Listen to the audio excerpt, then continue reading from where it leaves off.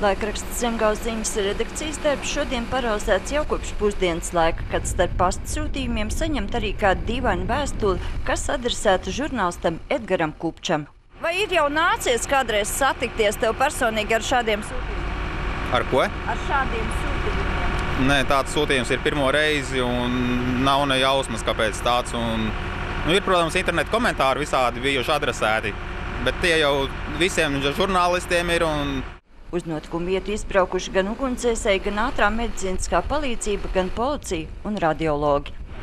Redakcijas ēkā bija secināts sūtījums ar nezināmu vielu pulveru veida, un bija pieņemts, saprotams, tas sliktākais scenārijs par to, ka viņam varētu būt arī ar kaut kādu bakterioloģisko bīstamību, kā arī radioloģisko bīstamību.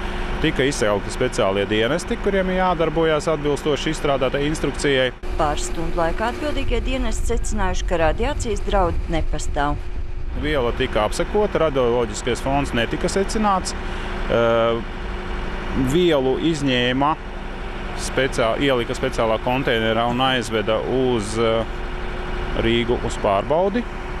Un tie cilvēki, kuri bija tiešā kontaktē ar šo vielu, tiks tūlītās apstrādāti, veikta atsārņošana.